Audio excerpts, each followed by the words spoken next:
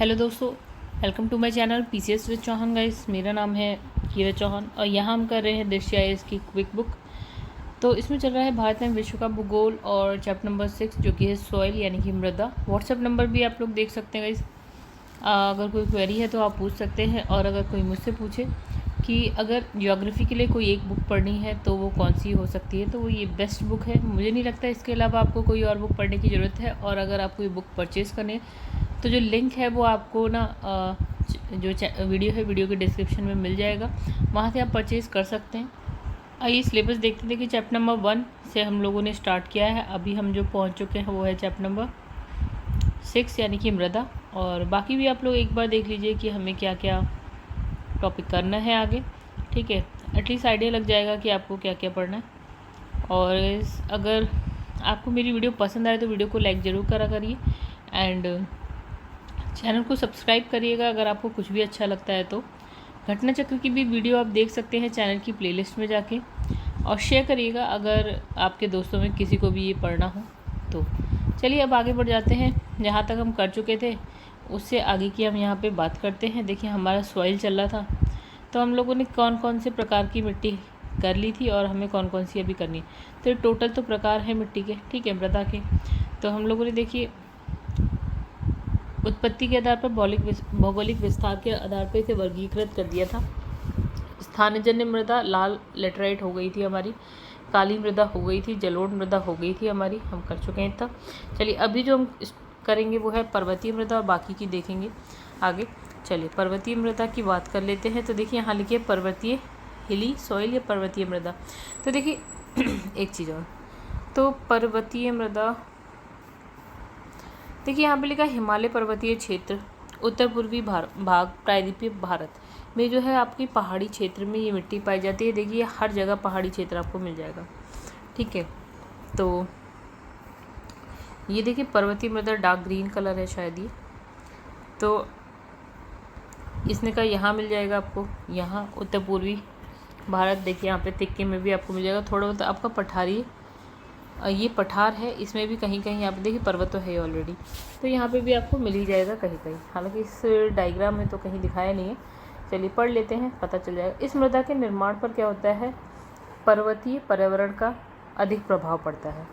चलिए जैसा वहाँ का पर्यावरण वैसा मृदा पर उसका प्रभाव। तो पर्वतीय पर्यावरण में परिवर्तन के अनुरूप मृदा की संरचना और संगठन में भी परिवर्तन होता है। जैसे जैसे पर्यावरण में चेंज होता है तो मृदा की जो संरचना होती है, संगठन होता है ना, उसमें भी चेंज होता है, चाहे वो पर्वतीय हो चाहे कहीं की भी हो। अब इसे कहा कि घाटियों में प्रायः क्या है, एक दुमट और ऊपरी ढालों पर इसकी प्रकृति क्या है, मोटे कड़ों वाली होती है। मतलब देखिए पर्वत ऐसे होते हैं। अब इसने कहा कि अगर हम यहाँ पहुँच जाए नीचे की तरफ, ठीक है, तो ये घाटियाँ होती हैं। ऊपर हो गया तो ऊपर की बात करें, तो अगर हम नीचे की बात करें तो यहाँ की मृदा कैसी बोली इसने, दुमट, ठीक है। और यहीं ऊपर अगर हम बात करें तो यहाँ की मृदा कैसी होती है, मोटे कणों वाली होती है।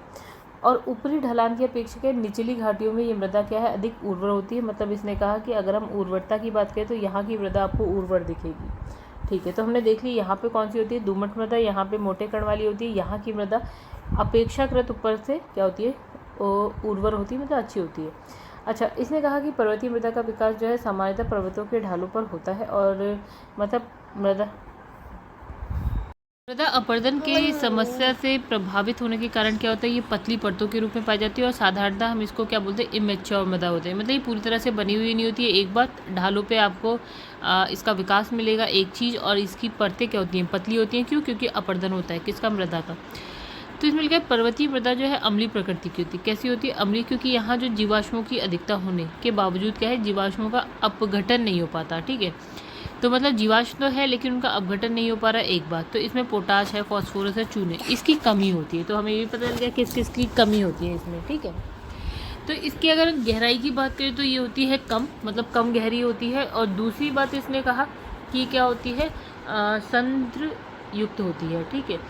अब इधर पहाड़ी ढालों पर विकसित होने के कारण क्या होता है, ये मृदा जो है बागानी कृषि, जैसे बागानी कृषि में क्या क्या गया, चाय हो गया, कहवा हो गया, मसाले, फल, हाँ, इन सब की खेती अच्छी खासी होती है, ठीक है।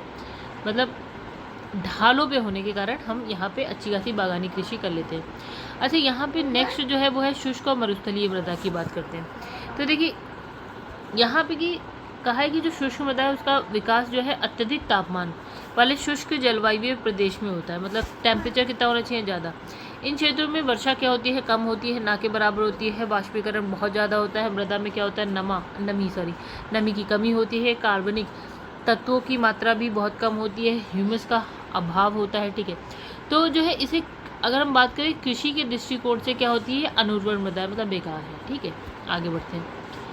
तो फिर आगे इसने क्या कहा, ये मृदा क्या होता है, देश की कुल मृदा का लगभग कितना परसेंट आता है, 4.32% है।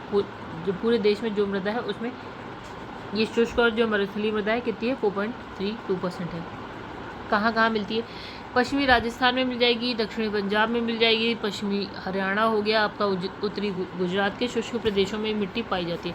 मतलब आप कह लो तो ये वाला एरिया है थोड़ा। ठीक है भाई, ये थोड़ा सा ये, मतलब इससे ज़्यादा में ये मृदा नहीं पाई जाती है। और तो कुछ नहीं, आगे बढ़ते हैं। फिर इसने कहा कि इस मृदा में क्या होता है, रेत जो है ना सर्वाधिक मात्रा में होती है। तो इसमें क्या अधिक पाया जाता है, तो कैल्शियम हो गया, लोहा हो गया, फॉस्फोरस, ये आपको ज़्यादा मिलेगा। कमी किस चीज़ की, नाइट्रोजन की, ह्यूमस की आपको कमी मिलेगी। इसके कारण क्या होता है, ये संरचना के दृष्टिकोण से बलुई, तो संरचना के दृष्टिकोण से बलुई है, प्रकृति के दृष्टिकोण से ये क्षारीय लवड़ी है। ठीक है, तो फसलों के लिए क्या हो जाती है, अनुपयुक्त हो जाती है, मतलब बेकार है। इस मृदा में सामान्यतः क्या होता है, कम जल की आवश्यकता वाली जो फसलें होती है उसको लगाया जाता है, जैसे कि ज्वार, बाजरा, रागी, तिलहन। मतलब इसमें जल की कमी, मतलब बहुत ज़्यादा जल या सिंचाई की ज़रूरत नहीं पड़ती, इसलिए हम ये लगा देते हैं। ठीक है, राजस्थान में मिल जाएगी ये मृदा आपको, गुजरात में हमने देखा उत्तरी गुजरात है, दक्षिणी पंजाब है, पश्चिमी हरियाणा, यहाँ पे आपको ये मिट्टी मिल जाएगी। नेक्स्ट हम पढ़ेंगे लवणीय मृदा। तो गाइस लवणीय मृदा की अगर बात करें तो उसका विकास शुष्क, अर्ध शुष्क जलवायु, जलाक्रांत, अनूप क्षेत्र में होता है। यानी कैसी जलवायु होनी चाहिए, शुष्क, अर्ध शुष्क, अनूप क्षेत्र हो। ठीक है, जलाक्रांत हो। ठीक है, अब ये मृदा कौन सी, लवणीय मृदा की बात करते हैं, यानी कि सलाइन वाटर की बात हो रही है। तो इसकी अगर संरचना, इसे ये अगर हम संरचना की दृष्टि देखें तो ये बलुई है। बलुई से लेकर कैसी है, दोमट तक है। मतलब इसकी अब देखिएगा इसी बलुई क्या है, दोमट क्या है, ये हम पढ़ लेंगे, अभी समझ लेंगे। तो देखिए यहाँ पे इसकी संरचना बलुई से दोमट तक पूरी मिलेगी। अब चूंकि इसमें लवणों की अधिकता होती है। ठीक है, लवण इसमें ज़्यादा है, सोडियम है, पोटेशियम है, आपका मैग्नीशियम, ये के जो अनुपात है अधिकता, और नाइट्रोजन और चूना कम मात्रा में आपको मिलेगा। ठीक है, तो अधिकता सोडियम, पोटेशियम, मैग्नीशियम की है, कम मात्रा में आपको नाइट्रोजन एंड चूना मिलेगा। अब इसे का लवणीय मृदा को जो है कृषि के दृष्टिकोण से हम क्या मानते हैं, अनुर्वर के अंतर्गत रखते हैं। मतलब अनुर्वर है, मतलब अच्छी नहीं है। तो इसमें वनस्पतियों का अभाव होता है। ठीक है, आगे बढ़ते हैं। तो देखिए यहाँ पे लिखा है कि इसकी अधिकतर प्रसार इसका कहाँ है, पश्चिमी गुजरात में मिल जाएगा, पूर्वी तट के जो डेल्टा सुंदरवन क्षेत्र में मिल जाएगा। यानी कहाँ, जहाँ पे हम कहते हैं ना थोड़ा सा पानी हो, दलदल हो, अनूप मतलब समझिए दलदल जैसा कुछ होता है। तो यहाँ पे गुजरात में आपको कच्छ का रन ऐसा ही मिलेगा आपको, पूर्वी तट में जो डेल्टा आपको ऐसा ही मिलता है, सुंदरवन वो भी वैसे ही है, डेल्टा ही है।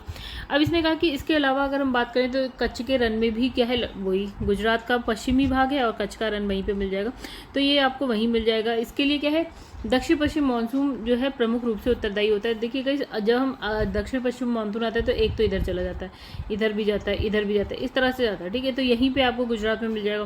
फिर ये दक्षिण पश्चिम मानसून इस तरह से भी जाता है, यानी कि अगर हम बात करें तो यहाँ पे ही तो डेल्टा है आपका, सुंदरबन डेल्टा या डेल्टा जो एरिया है, तो ये वाली साइड में आपको ये मिल जाएगा। तो ये कौन सी मृदा, लवणीय मृदा। अब इसने कहा शुष्क जलवायु वाले क्षेत्रों में जो है गहन कृषि के कारण क्या होता है, सिंचाई के अतिरेक के से जो है कोशिकत्व क्रिया को बढ़ावा मिलता है। मतलब इसने क्या कहा, तो गाइस इसमें पहले एक बात समझते हैं। जैसे कि ये है सतह है, ठीक है, सतह के नीचे सपोज कि यहाँ पे जल है। ठीक है, अब कोशिकत्व क्रिया मतलब यहाँ पे सपोज की एक छोटी सी दरार है। अब ये जल ना इस दरार से होता हुआ क्या है, ऊपर तक आएगा, ऐसी पूरी जगह पे ऐसी इस तरह से ऊपर, ये कोशिकत्व क्रिया होती है, जल जो है नीचे से ऊपर की तरफ आ रहा है। ठीक है, तो इस तरह से यहाँ पे आपको जो है पानी मिल जा रहा है ऊपर। अब क्या होता है, यहाँ पे है सूरज, अब यहाँ पे इसका क्या होगा, वाष्पीकरण होगा। अब वाष्पीकरण से जल तो उड़ जाएगा।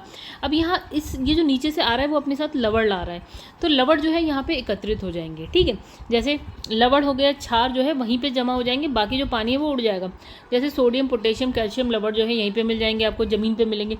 अच्छा, अब इसमें क्या है, मृदा ना केवल लवणीय मृदा में परिवर्तित हो जा रही है, क्योंकि लवण तो आपके सतह पे रह जा रहे हैं, इसकी जो उर्वरता है उस पर भी क्या हो रहा है, प्रतिकूल प्रभाव पड़ा है। फिर समझिए, इसने कहा शुष्क जलवायु क्षेत्र है, सूरज है, गर्मी बहुत है, ठीक है। पानी जो है नीचे कोशिकात्मक क्रिया की हेल्प से जो है ऊपर की तरफ आ रहा है, उसके संग लवण भी आ रहे हैं, जैसे सोडियम, पोटेशियम, कैल्शियम। अब क्या हो रहा है, पानी तो उड़ जा रहा है, वाष्प बन जा रहा है, यहाँ पे बच जा रहे हैं आपके लवण, क्षार, ये सब बढ़ जा रहे हैं, ये सब मतलब वहाँ पे रह जा रहे हैं। तो हम मृदा, कौन सी मृदा की बात करेंगे, तो हम यहाँ पे लवणीय मृदा की बात करें। कारण भी हम समझ गए अब क्यों है ये, ठीक है। अब देखिए इसमें पंजाब हरियाणा के क्षेत्र में जो है अतिरिक्त सिंचाई के कारण, बहुत ज़्यादा सिंचाई के कारण लवणीय मृदा के प्रसार में वृद्धि हो जाती है। मतलब अगर आप बहुत ज़्यादा सिंचाई भी करेंगे तो लवणीय मृदा बनेगी।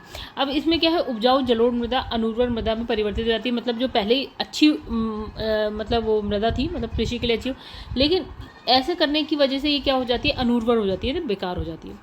तो यहाँ इस प्रकार की मृदा को देखिए, कहाँ पे, पंजाब हरियाणा की बात करें तो यहाँ पे इस प्रकार की मृदा को क्या कहते हैं, रेह बोलते हैं, ऊसर बोलते हैं, कलर बोलते हैं। इंपॉर्टेंट बात हो गई, ये क्वेश्चन बन गया, ठीक है। चलो अब बात करें इसमें आगे लिखा है कि जिप्सम और पायराइट के प्रयोग कर लवणीय मिट्टी को जो है कृषि योग्य बनाया जाता है। मतलब अगर आपको अनुर्वर मृदा है, बेकार मृदा है, अब इसको आप कृषि योग्य कैसे बनाएंगे, इसमें क्या डालेंगे। तो गाइस ये क्वेश्चन बन गया कि लवणीय मृदा को अगर उपजाऊ बनाना है तो आप क्या डालेंगे, तो आप जिप्सम डालेंगे, पायराइट डालेंगे, ठीक है। तो अधिकतर तो ये वाला ऑप्शन आ जाता है, जिप्सम डालेंगे, यानी कि लवणीय मृदा को उर्वर बनाने के लिए। तो ये क्वेश्चन याद रखिएगा, गाइस इंपॉर्टेंट बात हो गई। अब जब भारत के हरित क्रांति वाले क्षेत्र में नहरों के आसपास लवणीय और क्षारीय मिट्टी जो है अधिक तेजी से वृद्धि हुई है, और इसके कारण क्या है, बंजर भूमि की समस्या उत्पन्न हुई है। मतलब अब देखिए हरित क्रांति सबसे ज़्यादा किधर की साइड हुई है, तो हमारे उत्तर पश्चिम भारत, यानी वही पंजाब हरियाणा वाले साइड पे हमने देखा था जब हुई थी, आई थी फर्स्ट जो हरित क्रांति हुई। तो उसमें क्या है, वहाँ पे एक्चुअल क्या है, पानी अच्छा खासा मिल गया था, क्योंकि लवड़ी जो हरित क्रांति है उसके लिए पानी भी अच्छा चाहिए, बीज भी अच्छा चाहिए। तो बीज भी अच्छा था, पानी भी अच्छा खासा मिल रहा था, नहर थी वहाँ पे, ठीक है, जिसकी वजह से आसपास क्या है, लवणीय और क्षारीय मिट्टी बन गई है।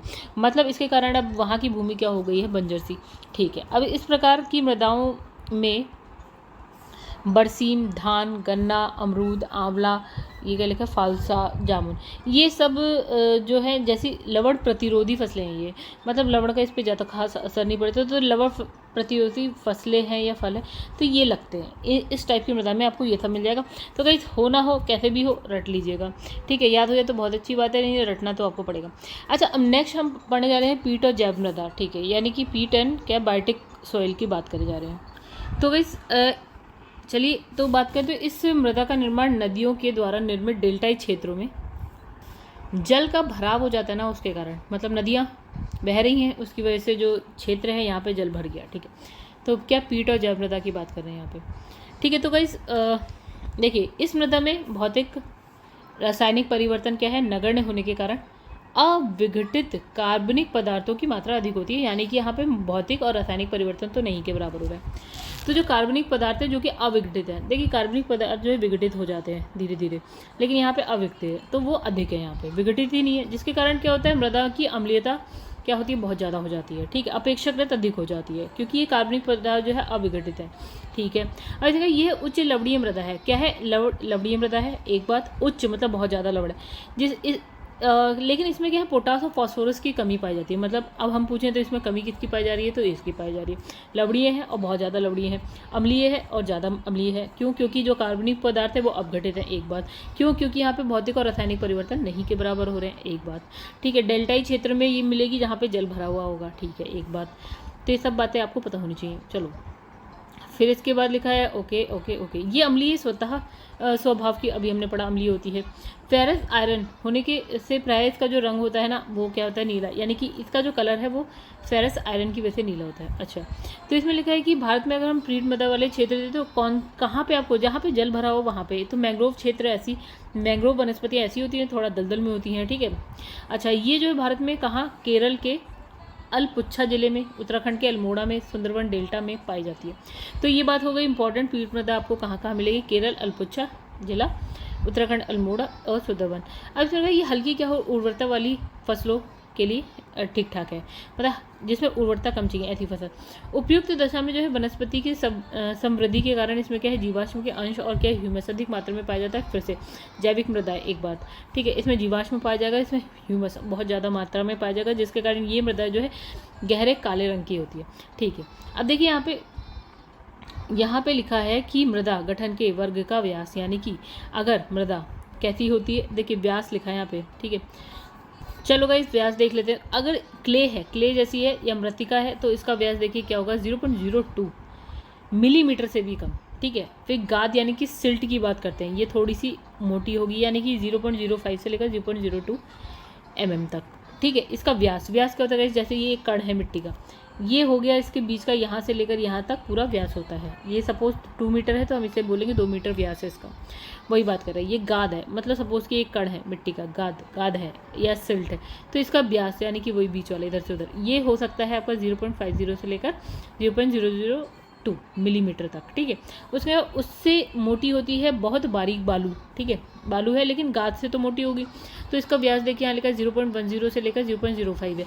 उससे महीन या बारीक बालू इससे मोटी होती है, वो होती है 0.25 से लेकर 0.10। अब मोटी बालू की बात करते हैं तो वो होती है 0.5 से लेकर 0.25 मिलीमीटर तक। फिर उससे ऊपर जाते हैं तो उल्टा हो रहा है, तो ये 0.5 से लेकर 1 तक होता है, तो गाइस यहाँ थोड़ा सा गलत हो गया, तो ये फिर यहाँ से यहाँ तक 0.002 से लेकर 0.50, फिर इसमें है 0.05 से लेकर 1, फिर इसमें है 1 से लेकर 0.1 से लेकर 0.25 है, फिर यहाँ मोटी बालू में है 0.25 से लेकर 0.5।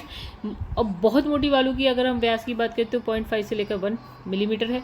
फिर हम बालू की बात करें तो 1 से लेकर 2 मिलीमीटर है। तो अब यहाँ पे क्या इंपॉर्टेंट है, तो गाइस ये पूरा ही इंपॉर्टेंट है, आपको पता होना चाहिए कि किसका कितना व्यास है। चलो आगे बढ़ जाते हैं, ना याद हो रहा हो तो भी याद करिए। मृदा स्वास्थ्य कार्ड की भी बात कर लेते हैं, यहाँ पे सॉइल हेल्थ कार्ड की बात कर लेते हैं, बहुत इंपॉर्टेंट सी बात हो गई ये भी। तो गाइस ये जो योजना है ना, इसकी शुरुआत होती है 2015 में, किसके द्वारा, प्रधानमंत्री नरेंद्र मोदी द्वारा। कहाँ, सूरतगढ़ राजस्थान से, ठीक है। उद्देश्य की बात करते हैं तो 3 साल में 14 करोड़ से अधिक किसानों को मृदा स्वास्थ्य कार्ड उपलब्ध कराना है। कितने, 14 करोड़ से अधिक किसानों को। ये कार्ड किसी खेत विशेष की जो मृदा है उसके पोषक तत्वों की स्थिति को बताता है। मतलब आप अपनी मृदा जाके दे दो यहाँ पे, ठीक है, वो उसको चेक करेगा और बताएगा उसमें क्या हिसाब है पोषक तत्वों का। अच्छा, उसकी उर्वरता में सुधार के लिए क्या है, जरूरी पोषक तत्वों की उचित मात्रा की सिफारिश करता है। मतलब ये कहेगा भैया आपको अपनी अगर मृदा को उर्वर बनाना है तो एक काम करिए, पोषक तत्व बता देगा कि भैया ये डाल लीजिए किसी तरह से, तो ये सिफारिश कर देगा, ठीक है। चलो इतनी सी बात है, इसमें ये होती कहानी। अब यहाँ पे लिखा है भारतीय मृदा एक नज़र में देख लेते हैं। चलो हालांकि हमने काफ़ी पढ़ लिया, तो गाइस एक बार फिर से पहुँचते हैं ऊपर। तो गाइस देखिए यहाँ पे हमने मंडलीय मृदा में लाल और क्या है लेटराइट मृदा पढ़ ली, ठीक है। काली भी पढ़ ली, पर्वतीय सलाइन यानी एल्कनाइन यानी कि लवणीय मृदा भी हमने पढ़ ली, पीट मृदा यानी कि अभी जो हमने पढ़ी थी जैब बायोटिक या पीट वो भी पढ़ ली, जलोढ़ मरुस्थलीय भी पढ़ ली, ठीक है, ये सारी पढ़ ली हमने। तो ये सब भी ना वही चीज़ लिखी है यहाँ पे और कुछ नया नहीं लिखा है, ठीक है, ठीक है। चलो हमने सब पढ़ ली है, आगे बढ़ जाते हैं। तो अभी हम आगे कहाँ पढ़ेंगे, अब यहाँ पे एक और चीज़ देख लेते हैं। तो गाइस देखिए वन और क्या है पर्वतीय मृदा कहाँ है, हमने देख ली थी। जलोढ़ मृदा कहाँ मिलेगी, जहाँ नदी ये जैसे कि ये हो गई मैदान है, गंगा का मैदान हो गया, ये वाला हो गया जहाँ से नदी बहती हुई जा रही है। फिर लाल या पीली मृदा की बात करी थी, आधे तो प्रायद्वीपीय भारत में आपको मिल जाएगी। काली मृदा की बात करी थी, महाराष्ट्र में मैक्सिमम पार्ट इसका मिल जाएगा, कर्नाटका में है, ठीक है। और उसके बाद है लेटराइट मृदा, वहाँ जहाँ बारिश बहुत ज़्यादा होती है तो वहाँ पर आपको लेटराइट मृदा मिल जाएगी। फिर शुष्क मृदा, आप जानते हैं जहाँ बारिश कम होगी वहाँ आपको शुष्क मृदा मिल जाएगी, कहानी खत्म। चलो आगे बढ़ते हैं। फिर अब हम जो है आगे यहाँ बढ़ते हैं, इसने का एक नज़र में फिर से देख लो। तो देखिए इंपॉर्टेंट तो है, एक नज़र में देख लो कि बहुत सारी चीज़ें जो हम नहीं पढ़ के आए वो यहाँ आपको मिल जाएगी। जैसे कि आप बात करें तो देखिए मृदा, जलोढ़ मृदा, हमने कहा जलोढ़ मृदा वो वाली होती है जो नदियों के द्वारा बहा के अवसाद लाए जाते हैं, उसका निक्षेपण हो जाता है, वो जलोढ़ मृदा होती है। तो नदी कहाँ से, गंगा, सिंधु, ब्रह्मपुत्र का दोआब हो गया, ठीक है। और समुद्र तटीय क्षेत्र में आपको ये मिल जाएगी। और देश की जो 40% भूभाग है ना उस पर आपको जलोढ़ मृदा मिल जाएगी। फसलें कौन कौन सी आप उगा सकते हैं, धान, गेहूं, गन्ना, आलू, तिलहन, दलहन, ये समझ लीजिए आप उत्तर प्रदेश में है ना अगर, तो आप उत्तर प्रदेश में जो उगा सकते हैं यही सब है। अरे पोषक तत्व इसमें क्या क्या मिलेंगे, तो गाइस तो वीर देख रहे हैं गाइस टीवी, तो वो चेंज करना पड़ा बार बार बीच बीच में, कि उनके ऐड आ जाते हैं। चलिए यहाँ पे बात करते हैं। तो यहाँ पे हमने कहा पोषक तत्व क्या क्या मिलेंगे, तो गाइस याद रखिएगा बिल्कुल, पोटाश है, चूना, ये अधिक मात्रा में मिलेगा। और क्या कम मात्रा में मिलता है, तो नाइट्रोजन, फास्फोरस और जीवाश्म, ये सब, इन सब का अभाव मिलेगा। तो पता होना चाहिए क्या ज़्यादा है क्या कम है, क्या ज़्यादा मिल रहा है इस मिट्टी में, क्या कम मिल रहा है, क्या फसलें उगा सकते हैं, कहाँ पे मिलेगी ये मिट्टी। ठीक है, लाल मिट्टी की अगर बात करें तो पूरे भारत में 18% क्षेत्र में आपको मिलेगी। कहाँ मिल रही है ये आप देखिए, तमिलनाडु में मिल रही है, कर्नाटका है आपका, महाराष्ट्र के एरिया में मिल रही है, उड़ीसा है, मध्य प्रदेश है, यहाँ पे आपको मिल जाएगी। क्या उगा सकते हैं आप, मूंगफली है, केरल है, और सॉरी केला है, तंबाकू, रागी, ज्वार, तीसी, कपास, गेहूँ, मक्का, ये सब आप उगा सकते हैं। लोहा अधिक मिल जाएगा इसमें, नाइट्रोजन, फास्फोरस, जीवाश्म की आपको यहाँ पे कमी मिलेगी। काली मृदा पूरे देश में 15% भाग में है। कहाँ मिलेगी, महाराष्ट्र में मिलेगी, गुजरात में, मध्य प्रदेश में, आंध्र और तमिलनाडु में आपको मिल जाएगी। फिर से आप वो डायग्राम देखेंगे ना भारत का जहाँ मिट्टी है, तो आप अपने आप ही समझ जाएंगे कि वहाँ कौन कौन सा एरिया आ रहा है या कौन कौन सा राज्य आ रहा है। काली मृदा में हम जानते हैं कपास होता है, एक बात, सोयाबीन होता है, जानिए ज्वार होता है, सॉरी चना है, ज्वार है, गेहूँ, ये सब मिल जाएगा आपको। क्या अधिक मिलेगा आपको, इसमें पोटास है, चूना, मैग्नीशियम, एल्यूमिनियम अधिक मिल जाएगा। क्या कम मिलेगा, नाइट्रोजन, फास्फोरस, जीवाश्म की कमी मिलेगी आपको। चलिए अब यहाँ लेटराइट मृदा, वहाँ जहाँ बारिश बहुत ज़्यादा होती है, कर्नाटका में होती है, और ये पूरे भारत में है 3.7, ठीक है, परसेंट भाग पे मिल जाएगा। तो कर्नाटका है, केरल है, तमिलनाडु है, असम है, महाराष्ट्र है, उड़ीसा है। फिर से देखिएगा, उड़ीसा के पर्वतीय पात क्षेत्र, ठीक है। तो फिर से देखिएगा वो डायग्राम आपको दिख जाएगा कहाँ कहाँ लेटराइट मृदा है, तो वहाँ कौन कौन से राज्य हैं आप समझ जाएंगे। इसमें क्या होती है, अगर असम लिखा है तो गाइस ऐसे समझिए, चाय है, कॉफ़ी है, रबड़ है, सिनकोना, काजू, क्योंकि साउथ में भी हो रहा है, यानी कि केरल कर्नाटका में भी हो रहा है, तो आप ऐसे ही समझ जाएंगे। अब यहाँ पे हमने कहा लोहा एल्यूमिनियम ऊपर रह जाता है, और किस चीज़ का निच्छालन हो जाता है, नाइट्रोजन, फॉस्फोरस, पोटाश, चूना वूना, सब कमी है इन सब की। मरुस्थलीय मृदा आपकी पंजाब में मिल जाएगी, हरियाणा, राजस्थान, पश्चिमी उत्तर प्रदेश में मिल जाएगी। क्या क्या आप उगा सकते हैं यहाँ पे, तो राजस्थान में क्या होता है, ज्वार, बाजरा, मोटा अनाज, सरसों, जौ, ये सब राजस्थान में मिलेगा, तो याद करना आसान है। लवण, फास्फोरस अधिक मात्रा, जीवाश्म, नाइट्रोजन कम मात्रा में मिलेगी। पर्वतीय मृदा की बात करते हैं तो आप जानते हैं कहाँ मिलेगा, कश्मीर से अरुणाचल प्रदेश, जहाँ पे हिमालय है। अब हिमालय में क्या क्या, सेब, नाशपाती, आलू, ये सब हो जाता है अच्छा खासा। यहाँ किसकी प्रचुरता है पता नहीं, लेकिन हाँ कमी है, पोटाश की है, चूने की है, फास्फोरस की है, और जीवाश्म, ये सब का आपको कम मात्रा में इसमें मिलेगा। 4 बार याद करेंगे, 4 बार पढ़ेंगे डायग्राम के साथ, तो आप समझ जाएंगे। आधा तो याद हो ही जाएगा, मैं कहती हूँ 60% याद हो जाएगा, 40% फिर भी रह जाएगा, तो कोई बात नहीं, तो कुछ तो पढ़िए। नेक्स्ट टॉपिक यहाँ लिखा है मृदा से संबंधित अन्य तथ्यों की बात करेंगे।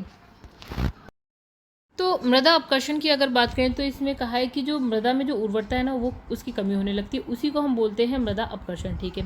अब इसमें जो उसका मृदा का पोषक तत्व है वो गिर जाता है, और मृदा के दुरुपयोग, मतलब आप ज़रूरत से ज़्यादा उसमें, मतलब सही से मृदा का उपयोग अगर आप ना करें तब, या अपरदन के कारण उसकी जो गहराई है ना मृदा की, और जो इसकी परतें हैं वो क्या होती है, गहराई कम हो जाती है, यानी कि परतों की मोटाई कम हो जाती है मृदा की, ठीक है।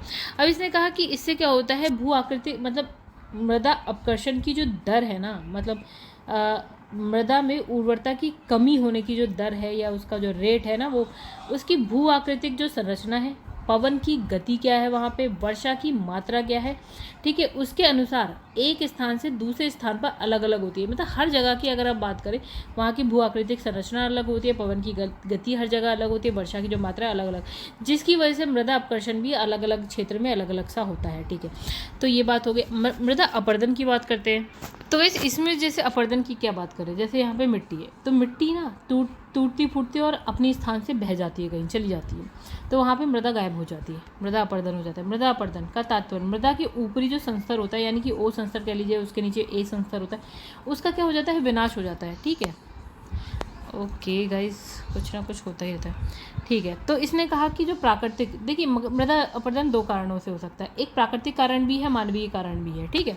अच्छा, तो इसने कहा प्राकृतिक और मानवीय गतिविधियों से क्या होता है, अपरदनात्मक जो क्रिया होती है ना, उससे क्या होती है, मृदा की जो ऊपरी परत है वो गायब हो जाती है, मतलब कहीं बह गई, कुछ हो गया, उड़ गई, ठीक है। तो मृदा अपरदन की संज्ञा कहते हैं इसको, ठीक है। अब इसने कहा प्राकृतिक रूप से भी मृदा अपरदन होता है, लेकिन इसमें क्या होता है ना, मृदा जो है धीरे धीरे बनती भी जाती है, अपरदन भी होता रहता है, तो संतुलन बना रहता है एक तरीके से, आप कहें कि मृदा का अपरदन भी हो रहा है, मृदा बनती भी जा रही है, धीरे धीरे होता है हर काम, ठीक है। लेकिन अगर जहाँ मानवीय हस्तक्षेप हो जाता है, वहाँ बहुत तेजी से मृदा का जो है विनाश हो रहा होता है, ठीक है। मृदा अपरदन बहुत तेजी से होने लगता है, वृद्धि बहुत, दर जो है ना मृदा अपरदन की दर में क्या होती है, बहुत तेजी से वृद्धि होती है। अच्छा, इसके लिए जो उत्तरदायी जो कारक है, मतलब मृदा अपरदन के लिए उत्तरदायी कारक की बात करें तो प्रवाहित जल, यानी बहता हुआ जल, मिट्टी की ऊपरी परत को उड़ाता हुआ ले जाएगा, मतलब बहता हुआ ले जाएगा, वही पवन है, उड़ाती हुई ले जाएगी। कृषि अगर आप बहुत ज़्यादा कर रहे हैं तब आपका मृदा अपरदन होता है। पशुचारण की अवैज्ञानिक और कृषि की अवैज्ञानिक पद्धति की वजह से होता है। तरीके से करें तो कोई बात नहीं, लेकिन अवैज्ञानिक पद्धति से करेंगे तो बिल्कुल ऐसा होगा। मानव बस्तियों का निर्माण हो रहा है, मृदा अपरदन हो रहा है, ठीक है। खनन हो रहा है, अन्य मानवीय गतिविधियों के कारण ही हो रहा है। मतलब प्राकृतिक कारण से तो धीरे धीरे हो रहा है, और इनफैक्ट धीरे धीरे हो रहा है, मृदा बनती भी जा रही, तो संतुलन बना हुआ है। लेकिन अगर हम बात करें मानवीय हस्तक्षेप जहाँ आ जा रहा है, वहाँ तो भैया मृदा अपरदन बहुत तेजी से हो रहा है। चलो आगे बढ़ जाते हैं। अब इसमें का मृदा अपरदन के कारण की बात करते हैं कि कारण क्या है मृदा अपरदन का। तो कहीं पहला कारण इसमें लिखा निर्वनीकरण। निर्वनीकरण का मतलब वनों को काट देना, हटा देना, खत्म करना, ठीक है। चलिए समझिए। देखिए वन क्या काम करते हैं, ये जो वन होते हैं ना, वो पानी का जो बहाव होता है अगर बहुत तेज़ी से, उसको कम कर देते हैं। वायु की जो गति है बहुत तेज़ी से, उसको भी ये कम करते हैं, यानी अवरोध का काम कर देते हैं एक तरीके से देखा जाए तो। वन की जो जड़ें होती हैं, मतलब पेड़ों की जो जड़ें होती हैं, मिट्टी को अच्छी तरह से अपने में जकड़े हुए रहती हैं, ठीक है। मिट्टी छूटी हुई नहीं रहती कि आसानी से पानी आए बहा के ले जाए, नहीं, वो जकड़ कर रखती हैं जड़ें अपने आप में मिट्टी को। किंतु इसने का वृक्ष का अविवेकपूर्ण अगर दोहन करने लगे, यानी कि काटने लगे, कटाई होने लगे, तो अपरदन जो है ना, मिट्टी का अपरदन जो है, उसकी जो तीव्रता है ना, यानी कि गति है, वो बढ़ जाएगी, मतलब तेज़ी से अपरदन होने लगेगा। तो दूसरा इसने का अत्यधिक पशुचारण, ठीक है। इसमें क्या होता है, मिट्टी का जो गठन है वो ढीला हो जाता है। क्यों? पशु जो है बहुत ज़्यादा चारा, मतलब अगर ज़मीन ही है, सपोज घास है बहुत ज़्यादा, तो घासों को खाने लगेंगे तो जो उसकी जड़ें वो भी हटती जाएंगी, तो इससे जो मिट्टी का जो गठन है वो ढीला पड़ जाएगा एक, और जलीय और वायु अपरदन तीव्र हो जाता है यहाँ पे। फिर वही बात, जल तेज़ी से बहा के ले जाएगा, वायु तेज़ी से बहा के ले जाएगी मिट्टी को। अब देखिए नेक्स्ट यहाँ लिखा है जलीय अपरदन, ठीक है। देखिए जलीय अपरदन में क्या होता है, जल द्वारा मिट्टी के जो घुलनशील पदार्थ हैं उसको घुलाकर एक स्थान से दूसरे स्थान के लिए प्रवाहित करना जलीय अपरदन है। मतलब ये समझिए कि मिट्टी है, टूटी फूटी है, ठीक है, वो जल में पानी बहता हुआ आ रहा है, और इसे अपने आप में घुलनशील हो, मतलब अपने आप में घोल लिया और आगे बहता हुआ चला गया, तो इतनी मिट्टी यहाँ से उड़ के, मतलब उड़ के नहीं, बह के चली गई। तो जल के जो है भार, चोट से उत्पन्न दबाव के कारण मिट्टी का स्थानांतरण जल गति क्रिया कहलाती है। मतलब जल से जो मिट्टी इधर उधर चली जाती है वो होती है जल गति क्रिया। और इसमें वर्षा की प्रमुख भूमिका होती है। देखिए वर्षा की जब बूंदें गिरती हैं तो जो मिट्टी होती है उसे तोड़ने का काम करती है, क्योंकि जो है अत्यधिक वर्षा वाले स्थानों में वर्षा के जल और बाढ़ से समस्याग्रस्त होने के कारण क्या होता है, मृदा अपरदन की संभावना सबसे ज़्यादा होती है। जल की बूंदें मिट्टी को धीरे धीरे तोड़ती जाती हैं, फिर सपोज कि वो बहती हुई जा रही है तो मिट्टी भी साथ साथ बहती हुई चली जाएगी, तो यहाँ पे मृदा अपरदन बहुत तेज़ी से होगा। अब यहाँ पे देखिए वायु अपरदन भी वही काम कर रहा है। तीव्र पवनों द्वारा क्या है, जो सूक्ष्म कण है वो क्या है, हवा के संग उड़ के चले जाते हैं, तो उसे हम बोलते हैं वायु अपरदन। अब जैसे मृदा अपरदन चक्रवातों द्वारा भी होता है। देखिए चक्रवात में भी वही है, जिसमें चक्रवात जो है मिट्टी को उड़ाकर एक स्थान से छोटे गर्त बना देता है, मतलब मिट्टी को उड़ा कर ले जाता है और वहाँ पे छोटे छोटे गड्ढे बना देता है। तो लिखे भारत में मई और जून की महीने की अगर बात करें तो रबी की फसल की कटाई के बाद क्या होता है, सतलुज और गंगा ब्रह्मपुत्र मैदान की उपजाऊ मिट्टी का भी पवन द्वारा पर्याप्त मात्रा में दोहन या अपरदन होता रहता है। यानी कि रबी की फसल को आपने काट लिया, उसके बाद सतलुज गंगा ब्रह्मपुत्र मैदान जो होता है वहाँ पे हवाएं चलती हैं तो क्या होता है, मिट्टी का अपरदन या दोहन होता है। हिमानी अपरदन में भी देख लेते हैं क्या होता है। तो हिमालय में हिम रेखा के नीचे बहने वाली जो बर्फ़ है, बर्फ़ होती है, जल को क्या बोलते हैं, हिमनद बोलते हैं, यानी कि जो नदियाँ होती हैं ना वो कुछ बर्फ़ उसमें बह रही होती है, ठीक है। तो ये जो है चट्टानों और मिट्टी को जो है काटकर निचली घाटी में जमा कर देती हैं, ठीक है। अब इसको हम जिन्हें क्या हम बोलते हैं, हिमोड बोलते हैं। ये चट्टानों को काटते हैं, मिट्टी को काटती है, और निचली जो घाटी है वहाँ चली जाती है मिट्टी, जमा कर देती है वहाँ जाके। अब देखिए झूम कृषि का भी कुछ वही हाल है कि झूम कृषि के दौरान क्या होता है, एक स्थान पे हम क्या करते हैं, एक स्थान से दूसरे स्थान पे कृषि करने के लिए क्या है, वृक्षों को काटते फिरते हैं। मतलब इसने कहा यहाँ पे हमने वृक्षों को काटा और यहाँ पे खेती कर ली, फिर ये हमने इस स्थान को छोड़ा और दूसरे स्थान पे चले गए, वृक्षों को काटा, खेती करी, कुछ ऐसा हम कर रहे हैं, ठीक है। तो क्या होता है, वनों के कटाव से जो अपरदन की दर में वृद्धि हो जाती है, तो अभी हम पढ़ के आ रहे हैं। तो मिट्टी के पोषक तत्व क्या होते हैं, बह के चले जाते हैं। जैसे जैसे मिट्टी तो बह रही है, मिट्टी के साथ उसके पोषक तत्व भी बहते हैं, तो वहाँ की मिट्टी क्या होती है, अनुर्वर हो जाती है। तभी वो जो झूम खेती करने वाले लोग होते हैं एक स्थान पर करते हैं, जब मिट्टी उर्वर हो जाती है तो वो उस स्थान को छोड़ के कहीं और चले जाते हैं। और इसी का भूस्खलन अपरदन, ठीक है। भूस्खलन अपरदन पहाड़ी सतह या पहाड़ी ढलानों पे होती है, जब वहाँ की मिट्टी जो है या फिर चट्टानें जो है बहती हुई नीचे चली जाती हैं, ठीक है। अब इसे भूस्खलन जो है भूस्खलन ढालों पर कटाई, खुदाई और यहाँ के कमजोर भूगर्भ ढाल होने के कारण होती है। मतलब किस कारण से होती है कटाई, मतलब भूस्खलन जो है, जो ढाल है, ढालों की कटाई हो गई, तो खुदाई कमजोर भूगर्भ ढाल के कारण हो रही है, ठीक है। अब इसने एक नोट लिखा है, इसमें लिखा है में आग लगने, भूमि को बंजर खाली छोड़ने, मतलब वहाँ अगर आप कुछ नहीं उगा रहे हैं। फिर त्रुटिपूर्ण फसल चक्र अपनाने, कि कौन सी फसल के बाद हमें क्या उगाना चाहिए। सिंचाई की त्रुटिपूर्ण विधियाँ, ठीक है, ये भी कारण है आपका मृदा अपरदन की, ठीक है गाइस। तो इसने कहा अब नेक्स्ट जो हम पढ़ेंगे वो लिखा है मृदा अपरदन के चरण या प्रकार की बात करते हैं। तो गैस ये पार्ट जो है ना अब हम नेक्स्ट वीडियो में करेंगे, फिलहाल अभी के लिए इतना ही रहने देते हैं, नेक्स्ट वीडियो में आगे से करेंगे। तब तक के लिए धन्यवाद। और गैस एक चीज़ हो, अगर आपको वीडियो पसंद आया तो वीडियो को लाइक करिएगा, चैनल को सब्सक्राइब करिएगा, और घटना चक्र के लिए आप चैनल की प्लेलिस्ट में जाइए। और इस बुक की लिंक जो है आपको मिल जाएगी मेरे वीडियो के डिस्क्रिप्शन में, आप चाहें तो वहाँ से जो है बुक को बाय कर सकते हैं।